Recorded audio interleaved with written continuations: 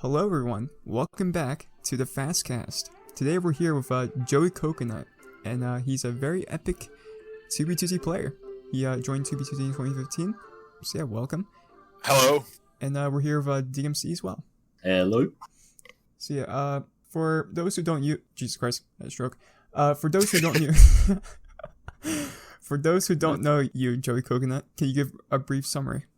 Hey guys, so I joined in 2015. I came back in 2016. I based at Block Game Mecca, a couple other large projects before and afterwards. I run the Wiki. I'm the head of the short Bus Caliphate, and I just participate in a variety of other projects as time allows.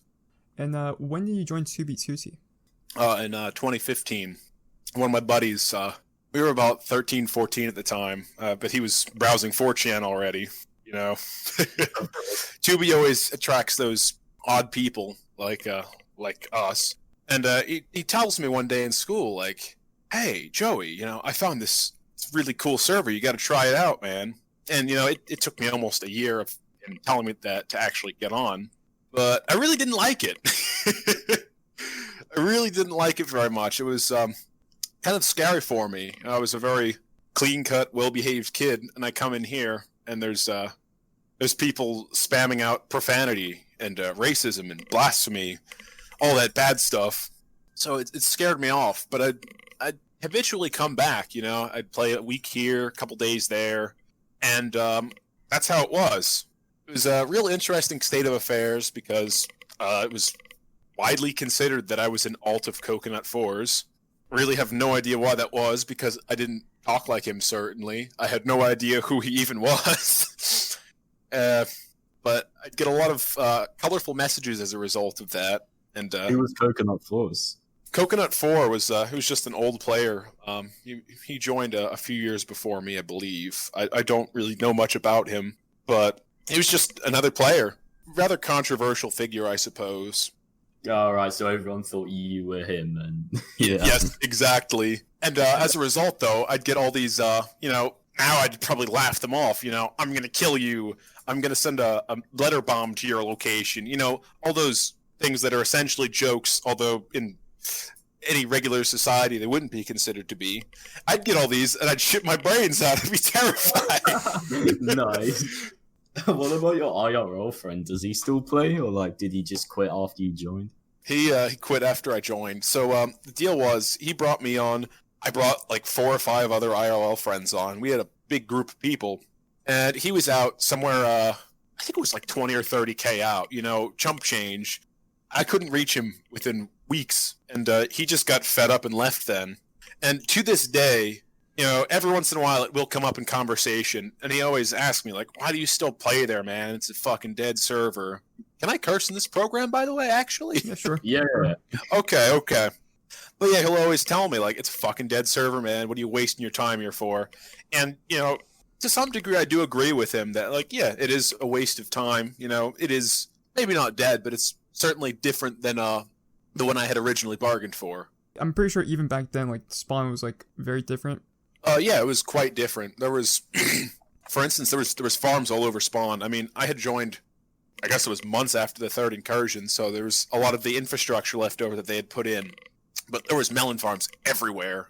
There was all the double height trees everywhere. There was so much stuff. It was easy as shit to get out of there. It wasn't an achievement to get out then as much as it is now. I mean, it really just didn't matter at all in either time period, but especially less then.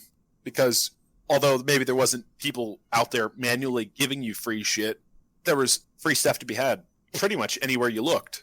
Do you mean there were old bases everywhere that you could just loot and shit? Not quite. There was just a lot of spawn farms around. Really, nobody had a ton of stuff back then comparatively to now. I mean, even the richest players back then, they have nothing on the average dupe stash these days, I would argue. Although I had no idea of the scope of anybody's wealth back then. But, enchanted diamond armor was still worth something. A stack of gaps actually meant something. It wasn't something you just toss to some new player. It was a valuable thing. But no, there'd be just melon farms everywhere. A lot of rail dupers. Back then I thought rails were an expensive thing. But I ran into quite a few rail dupers for whatever reason. But I eventually settled along the Melon Highway. For whatever reason, there was some shit there that's calling it the Melon Wall. I guess it does look like a wall, whatever. I went to some other spots. The only other one I can remember the name of was the New Branch. But I just kind of wandered around on and off throughout the later half of 2015 and very early 2016. And I just kind of stopped playing for a while then. There was really not much for me there. I'd sit and read chat. I didn't know anybody there at that point. Didn't have any projects going on. Really wasn't good at anything. So I'd just sit and read chat. And, it's entertaining sometimes. But it's ultimately just a waste of time. And you're just absorbing pure cancer. So I got fed up and left. And then when did you join back? I joined back in late 2016. I want to say late July. Was that because of Russia, or you were just bored? It was because of Russia. I had completely forgotten about the server, but I started seeing these oldest anarchy server in Minecraft videos in my suggested videos, and I recognized the screenshots. I was like, "Yep, that's totally 2B." I don't know really many other places that are so lava casted, and I decided to come back. I hadn't really. It had completely dropped off my radar, but I still felt compelled to go for whatever reason. It was pretty stupid, I suppose, looking back. No reason for it at all. But, so I went back then, and I just started picking up new players. To their perception, I was really no different than them anyway. I wasn't, all things told, but I picked up a lot of them. I was in a bunch of group chats with them, probably 20, 30 people, and this is when... I was still terrified of internet folk. I didn't want to have anything to do with them. So it was quite a big hurdle for me. But around that time, I just jumped off the highway at a random spot. Turned out to be 8,000 base. Some people know it better as Tugboat. I had no idea there was actually stuff there. I just started living there and throwing farms in around some ruins. And that's how I met slappingbadkids. And he was a very important part of my time there for the next couple years. There being on the server, I mean. And at Tugboat base, was the Tugboat still there? Yes. I'm not sure if it was a rebuilt version of it or whatever. I have no idea. But there was a Tugboat there that was identical to the old one. Whether or not it was a newer old one, I have no idea. But it's a it's a very funny build. I've seen it at a lot of spots, and I'm willing to wager it's probably one of the most copied builds on the server, as ridiculous as that sounds. Oh, it is, yeah. Which it's funny because it's such a small thing, which I'd argue it's relatively insignificant, but it's... I see it fucking everywhere, man. Cute-ass little boat, it's good. Easy to build as well. Oh, it's incredibly easy, yeah. It's like the Nomad Hut. Yes, the old Nomad Hut. Was there any conflicts in your beginning? There wasn't as many as you'd think. It was kind of surprising. When I first came on, there was not too much. I'd get spawn killed by people with speed hacks a bit. Nothing ridiculous. When I came back, that was during the whole Russia saga. So there was a decent bit going along with that. But all things considered, I really avoided almost all of that stuff. I barely PvP now. I barely PvP'd then. I mean, just for instance, the past 3 years, I think I've killed 2 people. I just don't do it. But back then, it was really no different either. I think the entire time I was in spawn then, which was a pretty decent chunk of time, a couple months, I think I killed maybe 2-3 people. There was nothing. But then in terms of any other conflicts besides that, there was really nothing. I wasn't associated with any especially large groups of people then. I just kind of laid low. I didn't really know too many people then, so I was pretty irrelevant. I feel like more people kept to themselves back then instead of going out to hunt other players. I agree with that, absolutely. I mean, sure, there's always exceptions to that, but I found with a lot of the players I joined with then, which is honestly a surprising thing even in retrospect, a lot of them just wanted to play. I mean, there was, of course, all those other people that, had joined to try to make a name for themselves. Of course, all those fall flat on their face because it's a pretty ludicrous concept, in my opinion. But quite a lot of the people I had played with then were just there to play Minecraft. They found a cool new server. And I'm still surprised by the relative maturity of those people. And it's not to say that a lot of Rushers fans weren't immature. You know, there was tidal waves of screeching children. But I'd say it was much, much, much better than a lot of the people that join nowadays. Yeah, I mean, now YouTube promotes 2B content to more kids than it used to, and I guess kids are more retarded and want to, you know, do cringy shit like kill everyone they see and stuff, and I guess that's why there's more tox. Well, actually, would you say there's more toxicity nowadays or back then? I would say there's more genuine toxicity nowadays. I'd say there was a really lot back then, but a lot of it was more banter or ironic toxicity rather than actual toxicity. I'd say I see a lot more now, you know. For instance, now, like, one of my bases I was at just got griefed. I wasn't a major contributor of it, so I was still bummed out, but I mean, I wasn't ridiculously bent out of shape. And I found out one of the public discords I was in, the people griefing it were in there. And I went and talked to them. You know, I was just chatting with them while they blew it up. Really surreal experience, to be honest. And they were jerks about it. I mean, the people I remember grief my old shit, you know, I could have a civil conversation with them while they were nuking all my shit. But these kids, you know, okay, they were like 12-year-olds. What they were doing here is beyond me. You know, their whole purpose was just to try to piss me off. It's like, I don't get it. I really don't. I mean, where's the satisfaction there? Back then, I wouldn't really have shit like that. I mean, sure, I'd get trolled sometimes. It happened pretty often. But there was always, you know, that bit at the end where, like, it wasn't just to piss me off. You know, there was some deeper thing going on there. You know, it was for entertainment, at least. These ones, I don't get it. And I see it a lot nowadays. And it makes me sad. I don't know, 12-year-olds will be 12-year-olds, to be fair. I agree. So, But yeah. I think they have no place here. Yeah. And honestly, that's the thing that really bothers me about a lot of the larger YouTubers, then and now, is that they pander to an audience mostly comprised of children, which, whatever, no big deal, you know, to each their own. You know, you're making income off of it, you're making child-friendly content, whatever. But I think it's irresponsible to bring people of that age group to this server. Although it's maybe less of a big deal than it was, it still really doesn't sit well with me. Yeah, I've always had that opinion of, like, YouTubers that purposely make their content kid-friendly to attract children to a server for the fucking doxing, racism, and all that bullshit. It is pretty bad and pretty fucking selfish. Yeah, anyway, moving on from that, other than your, like, group of IRL friends, what was your first ever, like, 2B2T group, that you joined? The first one I actually became involved with then, for real, was, there was a couple different ones all at once. To start out, there was, all the different new fags I picked up at Tugboat.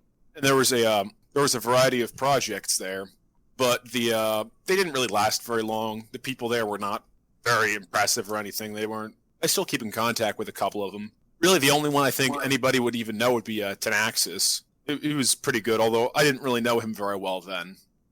But, you know, that group fizzled out very quickly. We made a couple temporary bases. A couple of them got blown up. The later ones nobody came to besides me, so I jumped ship then. But while I was at Tugboat, I had met slappingbadkids. Now a lot of people probably know him as Autism Bot. So he had invited me to base with him, and I went out there. It was Invictus 2 was the base. I don't think it's a very big deal these days. I don't think it's a very commonly known name, but it was pretty good back then. It was quite rich by the standards of then. They'd gotten a lot of stuff.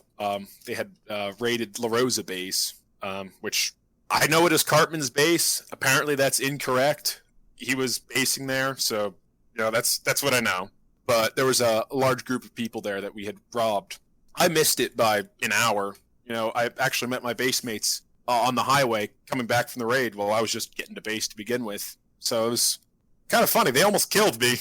Really thankful they didn't, because I wasn't used to travel back then. The base was over 1 million blocks out, so it was quite a hike for me. So then we all met up at Invictus 2 then, and I based with that group for quite a long time. You know, the group changed a lot, and, you know, under that banner itself, we were only together a couple months. That I was at, we had Invictus 2, then that fell apart after just a lot of random people were invited. You know, it was a very dynamic time in those days. You just pick up a lot of new people easily, and a surprisingly large amount of them were reliable individuals. You know, they wouldn't grief shit. they actually be productive members of the group. But, you pick up that one wrong guy and it blows up the whole operation. That happened a couple times, and then we started basing with Cartman for a little bit. I mean, just a couple weeks, and that fell apart. I think it was Parthicus. He raided that base. It was a good one, though. I met a lot of people there, and that's what started up the whole Block Game Mecca group. Then was a lot of the people we met out of that project. It was very short-lived, but it was extremely important to my time on the server as a whole. When you were in those groups, have you done any exploits or I don't know, game-breaking stuff? Yeah, there was a couple of them. Well, the first one I can think of was how La Rosa base was found in the first place. It was slappingbadkids was messing around with bed TP because that was still around in those days. And then after a while, I was actually bed TP'd from I was at Iron Farm base at the time. It was a base that a few other people had been at. I think it was Slappin, Jared, Cartman, frickin' a couple other people. Actually, no, I don't think Cartman was there. Anyways, though, they had given the base to me because I didn't want to go out to Mecca. It was quite a very large distance, and I believe speed hacks had been patched at that point. But they bed TP'd me there to Mecca. That was pretty cool. It saved quite a lot of travel time at Mecca. Chunker found either one or two different dupes. Frickin' had his quote-unquote apocalypse exploit. Funky naming convention there, but, it slowed down the tick rate a lot. It was a pretty cool thing. Boat phase was used sometimes. There was a lot of different exploits that we had used or had access to. It was a good group to be in. What was the story with you and Block Game Mecca? So, after all of the Invictus group stuff fell apart, a lot of people were picked up from Cart Base, from the Invictus group, from just a lot of different groups of people. And I was invited to Mecca, I believe, in the first round of people.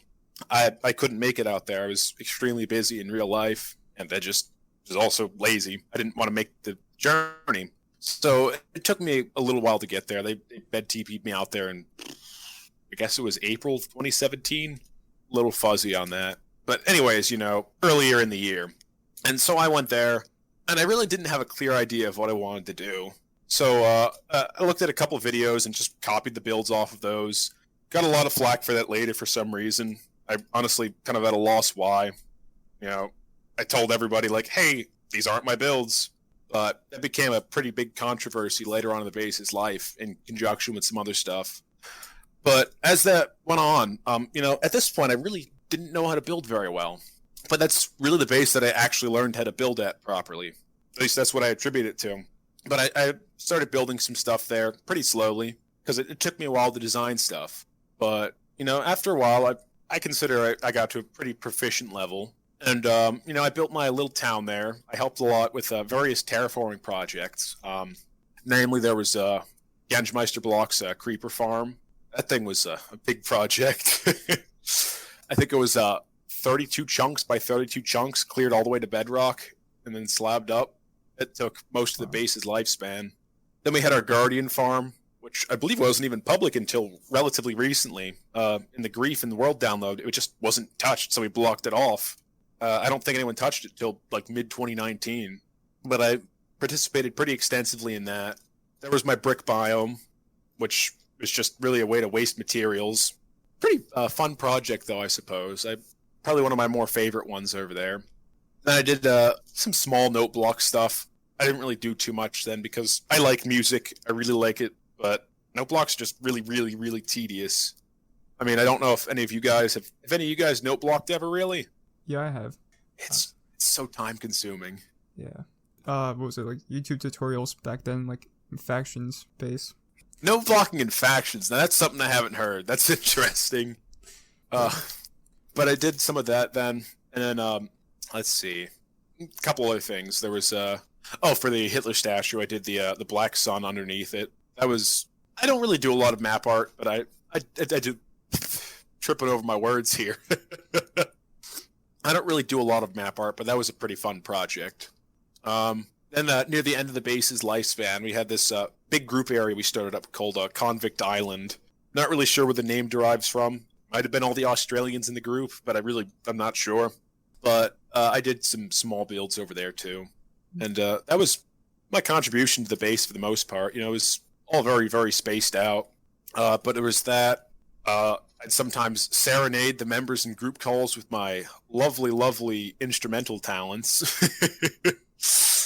Oh, I was a real menace there. I think I was the youngest base member, and you know there was a no kids rule. I was kind of grandfathered in. I probably was the cause for that rule, to be completely honest. You know, I was 15 at the time, maybe 16, something like that. But I really shitposted a lot in there, and I was quite immature then. But they put up with me. You know, it was a good group of guys, all things considered. Was that also during the time you joined the Bus Caliphate? Yeah. So I was the shit poster of the base. I mean, there was a ton of them, but I was the one that just did it the most. And I like reading a lot about a lot of varied topics, generally historical in nature, cultural, you know, all that sort of stuff. I like all those social sciences and whatnot, I guess as they're called. But at that point, I had been doing a rather serialized study of Islam, especially of the early caliphatic conquests under Abu Bakr and the other caliphs. Names escape me at the moment, but I had been reading a lot about them, and you shit post about stuff you know about.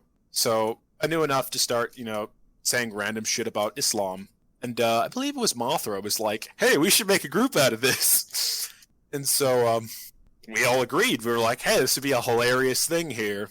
So it was me, Mothra, and Autism Bot. We started this group up then, and it was a complete joke at the time. There was absolutely no reason for its existence, and the only group activity there even was the creation of the map art for it. Really monstrous project though. It was a 2x3 map art. It took a decent bit of time, but it was just a funny joke for a while until we realized, hey, we could involve people we want in the base in this group as a way to get to know them better without outwardly asking them, because at that point we were extremely secretive about the base. We couldn't even invite people without getting a unanimous vote to talk to them about it in the first place. So it was very, very good for the base's longevity, though. It lasted a year and a half. Actually, exactly a year and a half. But guy with a clean reputation is the one that ends up fucking us, even though we had Jared had our coordinates even.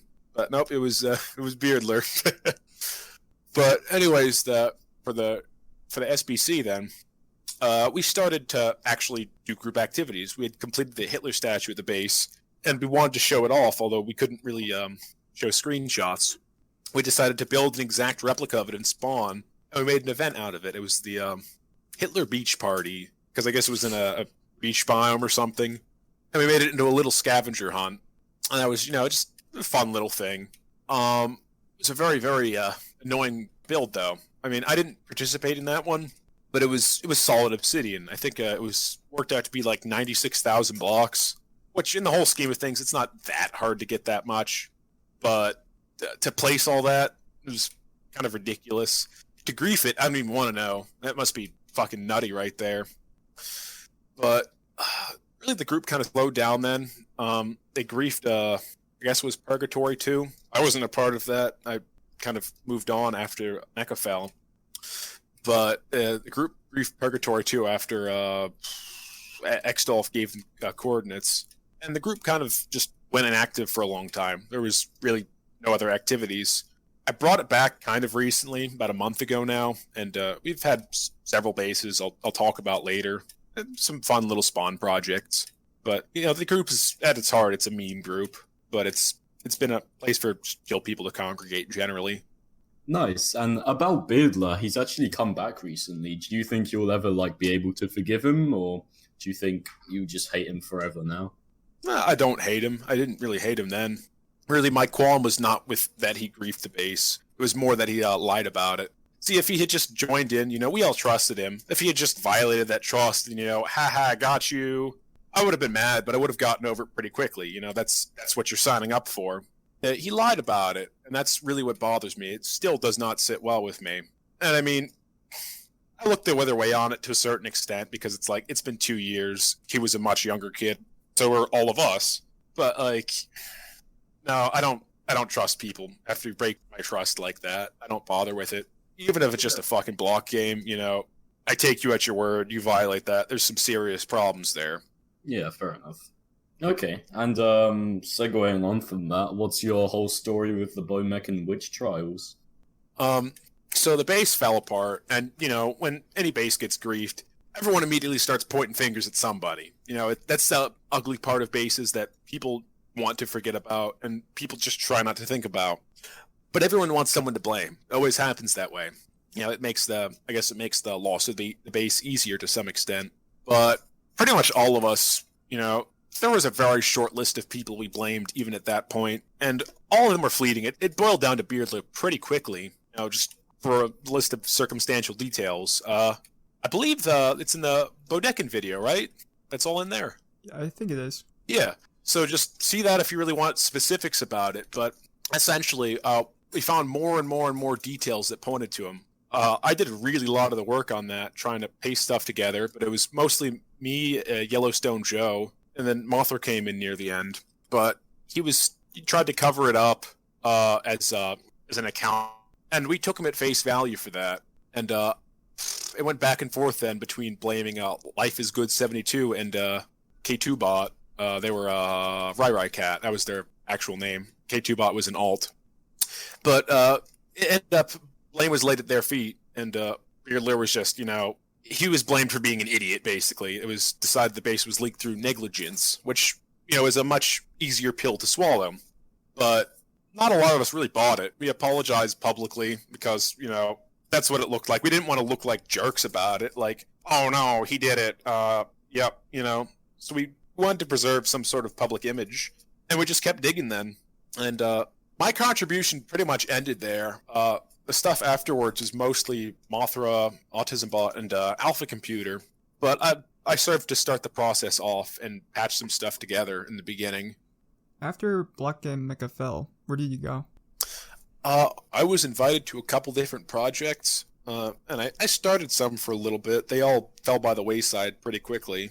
It just, my heart really wasn't in it anymore. I'd put a lot of time into that base, and I was pretty pissed off that it had been destroyed.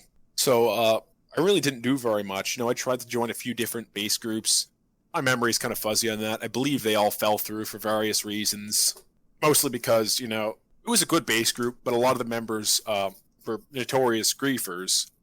So a lot of people were understandably worried about some of us. So I left for a while then. I'd pop in every now and then. Usually those were some pretty fun times when I'd come back, but I didn't have any ongoing projects for a while.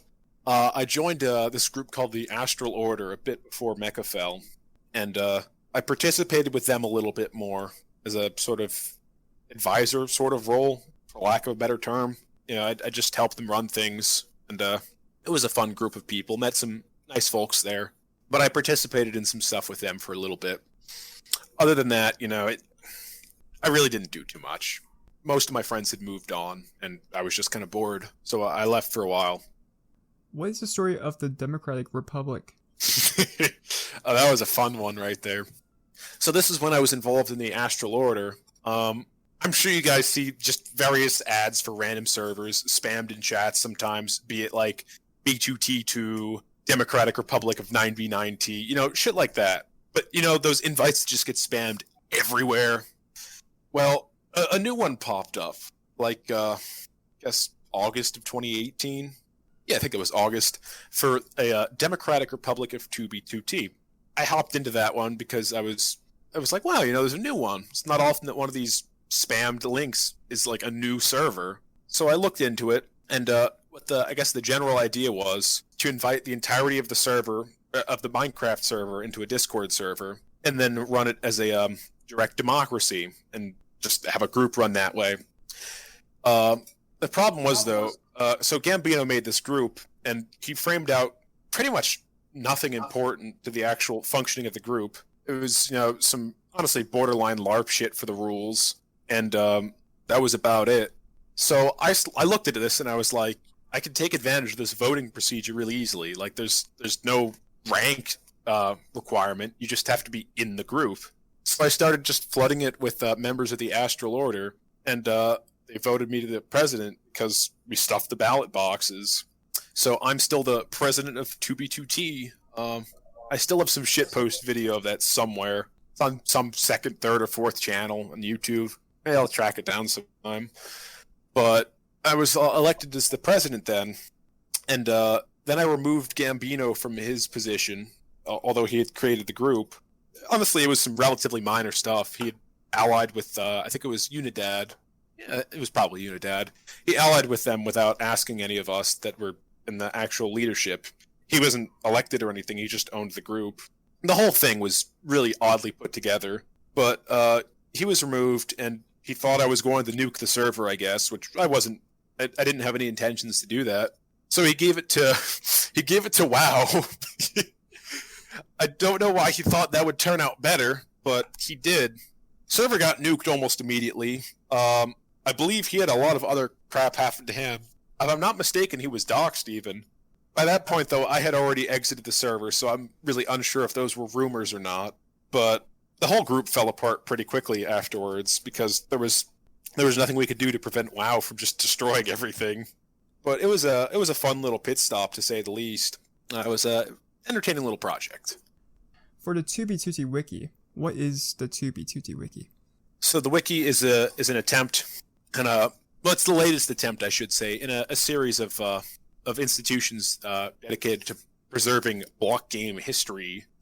And, if it's relevant or not, it really doesn't matter too much. The important thing, though, is a number of us in the Wiki, we spent a lot of time on the server, and we just felt it important to record what we'd experienced and preserve other stuff.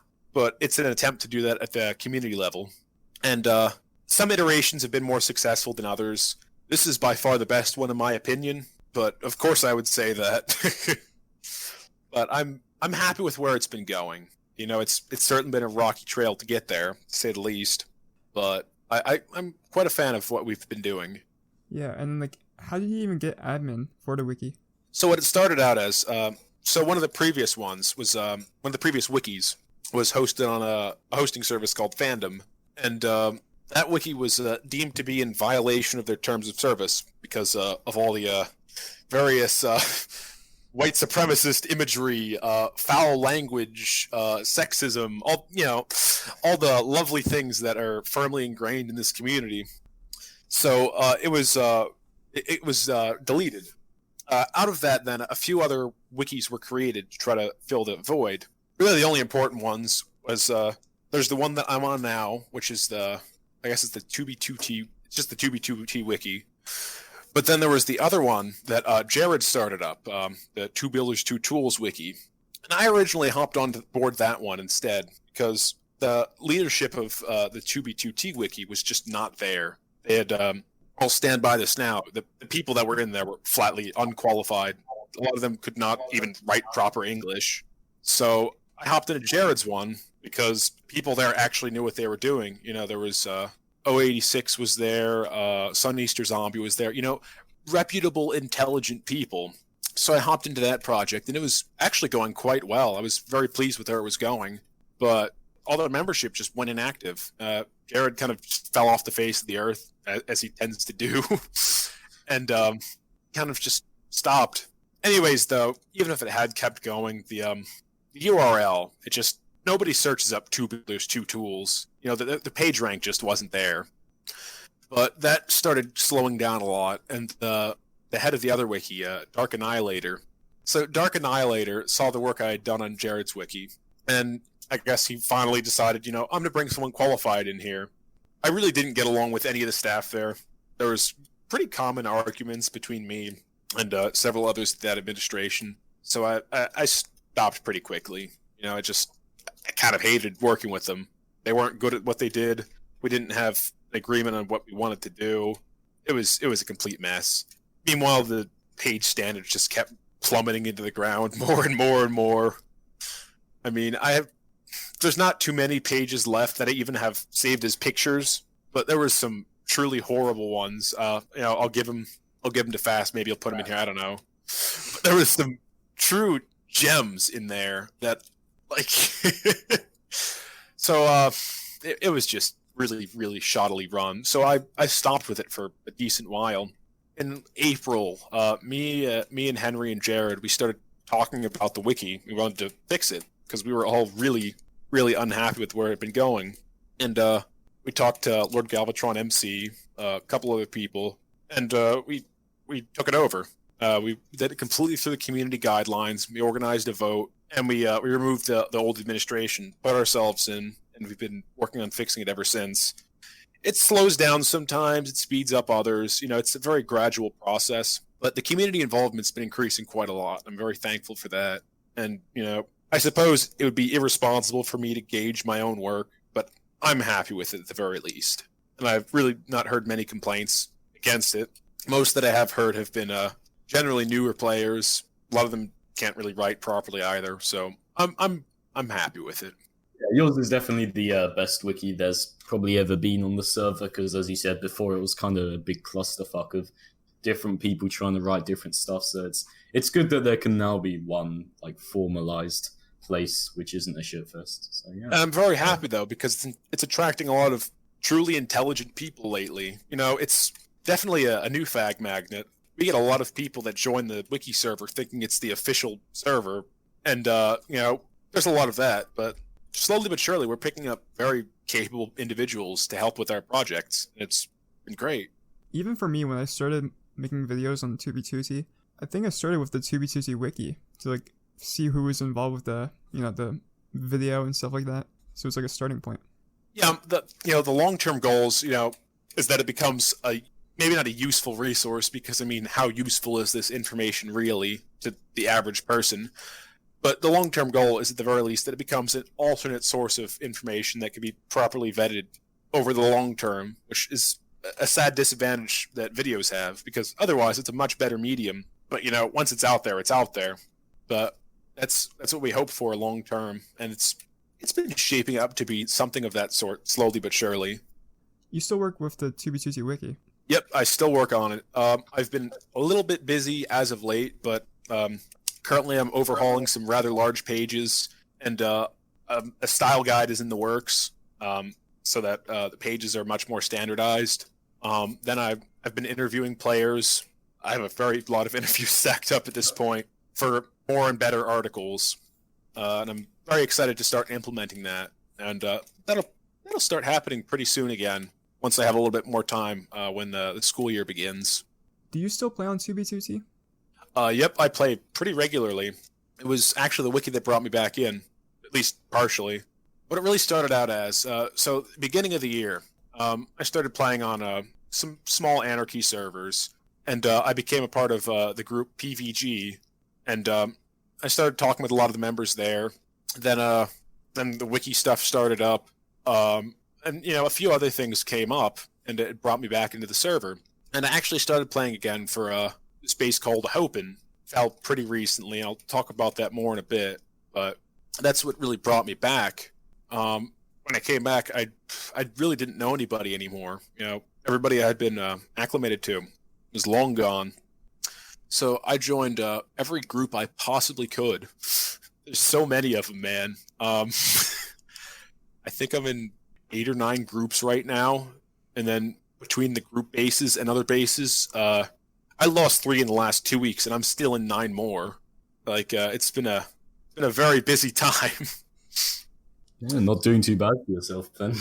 Yeah, so the one base was a short Bus Caliphate base, actually. Dig is very acclimated to this one. He found that on one of his streams. I was pretty happy with how it had turned out, though. No complaints there. But then Hopin fell a couple days later. And then Avalonia fell a little bit after that. Actually, Avalonia was just a couple days ago. Really quite ticked off about that, because I was just starting to do stuff there. I had been there for a little while, but I had been rather occupied. But I come on, I finally set aside time to build, and oh, no, there's some 11-year-olds blowing it up. All right, not today. Yeah, wasn't it Tectonic that found it? I believe so. I haven't seen any definitive proof on that, but that's the theory I've heard the most. So I would assume it's probably true. But we were robbed maybe 3 or 4 days before it, and nothing had happened, so we thought it was okay. we had started like building as quickly as we could. We figured, it's gonna get griefed soon. Let's just finish up some projects. And I guess it was Tectonic. He sold the coordinates either to the base or a nearby thing for $10. Nice. That kind of bothers me because nice. it was a very large base. I don't know if renders on that are even public yet, but it was on the archive. It's fucking big. Oh, that's great. Didn't you guys have like the monastery crew as well? Yeah, the monastery crew all moved there. There was a lot of people there. It was a good group. Again, I really seriously regret I didn't do more there. But I became involved with that group actually pretty long while ago. It was maybe March. They asked me about some members they were thinking of adding. And I saw that they had some run-ins with me, so they were just asking about that. And they asked me to join then. I originally said no because I wasn't back on the server. But some of these guys I've been talking to for a little bit now. It's a good group of people. I didn't know anybody, so, I was joining all these groups and whatnot, and I figured, you know what, why don't I make my own? I haven't really bothered with that very much. How hard can it be?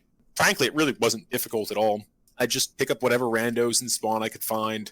A few people I knew around, most of them joined in. And, pretty quickly, it coalesced into something like that I could actually work with. A lot of the people joined, though, because I had been advertising it as a Pink Floyd vibe group, or ABBA vibe group, just whatever artist, and just a group to listen to their music. And a lot of the people that hopped in joined in and saw, oh, this group's actually doing stuff. So a decent number of them stayed. And I made a small string of bases with that group. We did I think 4 of them in and around spawn, varying degrees of good and bad. But the final one was Fort Aqua. That was by far the best one out of that group. We had some other small ones, really nothing too ridiculous. Oh, there was the other one was where maybe you guys have seen on the Reddit. There was the Family Pumpkin built Doofenshmirtz Evil Incorporated. That was at one of our JIDF bases. So I started that group up again, and it grew pretty quickly. After a little bit, I decided, you know what, this isn't memey enough. I gotta go the next step up. So I brought the short Bus Caliphate back then, and I archived all the old channels, brought up new stuff, created a complete permissions clusterfuck. It took a couple days to figure all that out, but we dumped them all in there then, and we started that up again. And we're still doing stuff actively with that group. It's not a big group, so it's not always, we're not doing stuff every day, but it's just a chill crew, really. But we have a couple bases going with that group right now, and they're entertaining little projects, pretty low stress things, really. Yeah, would you say you prefer big bases with a bunch of people or smaller spawn bases that you don't really mind gets griefed? See, it's an interesting answer to that question. I'm not sure I have it, actually. But, so I've been at a lot of both. And, while I really can't answer that question directly because I don't truly know, I will say that my favorite times in the server have been when I had nothing. When I'd have just my stone tools and I'd have to grind out every single thing I had. I'd say I enjoyed that much more than when I'd have, full-size dupe stashes and I could do whatever I wanted with essentially creative mode. It's not the same. I feel like you're depriving yourself of an important part of the whole Minecraft experience by using dupe stashes. I still use them sometimes, they're a very convenient thing, but I think there's more to be done, really. And what's the story with you and Hopin? I had originally come back to the server for that. There's a bunch of people there. They had invited me there several times, and I figured finally, why not? I had met a couple of them through the JIDF, and so I knew they were pretty chill folks. So I joined that base. It was already pretty well along. It didn't end up being a giant base or anything, but it was already pretty respectable. So I joined that. I joined into Hopin 2-3 months ago now. Kind of vague on that. That was my primary base for since I've been back, and I didn't do a ton of stuff there really. Most of my time was just spent talking to the people there. It's a really fine group of people. I'm happy to call many of them my friends. But I built a little village there. Nothing too ridiculous. I tried out some new style stuff, so that took a little bit more time. Experimenting and tinkering with all that. But just built my little stuff, gave advice when it was asked for, and just chilled out with these guys because, again, really nice dudes. It was the grief was it's a shame it happened. It was some friends of friends, as far as I'm aware, but they apologized for it. No harm, no foul. That's the thing, though. It's like I don't mind if my base gets griefed. As long as I value honesty much more than anything else. I think that's the important part here. You should hold yourself to the standards you hold yourself to in real life. Just because it's anarchy doesn't mean you do whatever you want. It's like the same people that, it's a free country. I can do whatever I want. It's just when I hear shit like that, it makes me want to throw up. Like, there's so much more to stuff than just that. And, I think who you are online still reflects on who you are as a person in real life to a certain extent. Although, maybe you're not regulated by the same concepts and anything. I blow up someone's internet Lego sandcastle. It's not really the equivalent of blowing up their house, but you just don't be a jerk. I think that's pretty straightforward. But so Hope and fell, and it's a shame. It is what it is. But we had some really cool stuff there, I've got to say. There was a replica of the Louvre Museum in France that I was quite happy with, that some of the people there had made. I believe it was almost entirely Family Pumpkin, actually. Probably others on that, but I honestly don't know. And then one of my base mates, he has this this exploit that he can make floating water source blocks that don't flow or anything. So we had used those around the base a decent bit. They'll be visible when the world downloads public, probably pretty soon. But that was very, very hype there. What do you notice about today's 2B2T community compared to the 2015 community? It's not as tight knit. I think that's the first thing I noticed immediately. Is just it's not as tight knit. There's certainly all the localized groups that I'd argue are even closer than the community was then. Which I might add, I wasn't really very integrated in the community in 2015, but I know what I saw, and no, a lot of the new people. Then besides that, it's interesting. There was a lack of maturity then, but it was a different kind of lack of maturity. It was a more ironic than unironic, I suppose. And, the lines between those blur quite a lot. But nonetheless, a lot of the people I meet nowadays, they have no idea there is a line. It's an anarchy server. I can act as autistic as I want. And, it doesn't sit well with me. And is it the same thing for post-June 2016, or is it different?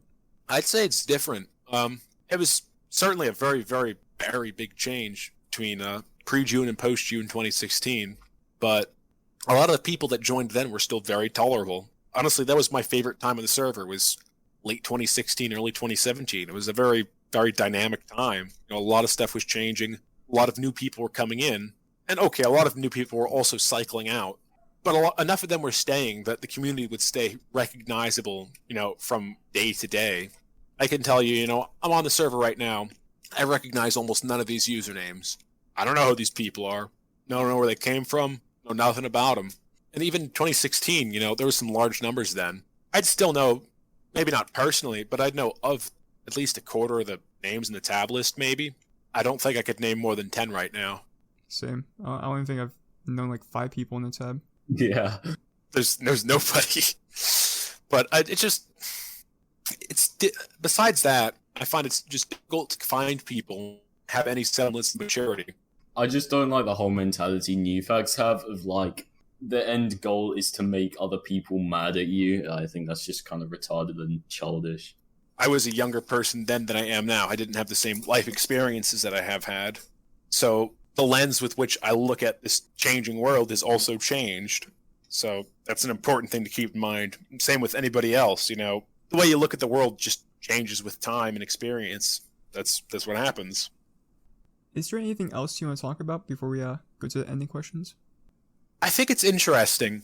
So I've joined a lot of different groups, like I mentioned. I believe I'm in, 6 major groups right now and a couple smaller ones. No reason to drop names. Don't want to piss anybody off here.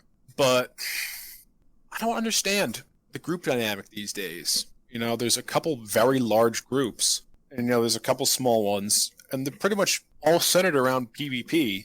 I don't understand why that draws people here. You pay your $20 a month to PvP on a low TPS environment. You're never going to make a lasting name for yourself doing that, so it can't be for long-term clout. You could have the same. You could do the same stuff on servers you don't have to pay for. So like, I'm at a loss as to why that happens, and it's a very common thing that I see, and I've asked a lot of people, and honestly, I have yet to get a good answer about that. But it's just interesting food for thought, I suppose. I mean, all they really do is join for 3 months, PvP, try and make a name for themselves, and when they get bored of PvP and want to join a group, they can't because everyone thinks they're a spawn fag, so they just quit. Exactly. And I don't understand why people don't, like, I forget who told me this, but I agree with it very much, and that is 2B2T is a game of social capital. You know, it's not about what you really do necessarily, it's about who you know. And people just don't get that, and it makes me laugh my ass off. Because, you know, you become relevant to a lot of people by becoming a friend to a lot of people. Nobody gives a shit if you killed 30 people on the other side of the server. It's another matter when, you know, you're chatting with them and you're all peas in a pod and everything. And it's hilarious to me that people miss that. Is there anyone you want to shout out? The list would be a bit too long. You know, I'll just shout out all my bros and my buddies. Hey guys. Oh. Yeah. Where can people find you? They could find me in the Wiki Discord. They can find me on my personal Discord. I'm on the server quite a lot in a very large variety of shared accounts and personal accounts. You know, you're looking for me, you'll find me. I'm in a lot of spots. It's really not too difficult to find me. And do you want to do this question? Sure do. Okay. So Joey Coconut, what's your favorite type of cheese? I've been terrified about this question, man. You know, I was sleepless in my bed last night thinking about the answer to it. You know, it's I looked at some of the interviews and holy hell, man, you know, like some difficult answers to this one, right? But, you know, I figured instead of giving a direct answer immediately, I'd give you a story about myself in real life. Okay. So I went on a road trip with some relatives a few years back. We ended up in Vermont somehow. Quite far away from what our goal was, but just kind of happened that way. You know, whole cross-country road trip sort of thing. And we ended up in Vermont, and we found these, you know when you go to like a rest stop and they have those pamphlets that just list off various sites of interest? Yeah. So we found this one that had, like, honestly, they were all tourist traps, but all the different, you know, prominent cheese makers and cheese sellers in Vermont. Which... You know, Vermont, for those of you that don't know, is very famous for its cheddar cheese. So we took a complete sidetrack in this trip. I think we hit like 8 or 10 of these different cheese places. Almost got thrown out of a couple of them because of how much we were taking in free samples. You know, we were really chewing out here, just taking all their cheese. I probably had like a pound and a half of white cheddar that day. And, you know, it was a very fun time, but... it's got to be cheddar cheese. It's really quite good. Traditional. Good. Nice. Mm-hmm. Well, that's the end of the podcast. So yeah, thank you, Joey Coconut, for allowing us to interview. Thanks for having me. I really appreciate it. And yeah, see you guys next time. Goodbye, everyone. Bye. Fuck my friends, they're gone. They all left one by one. And now the summer's done. They don't need no more fun. Yeah, I drive around on my own. I'm rich but my AC broke. Don't check no mail, no phone. And I tell them I'm not home. And I keep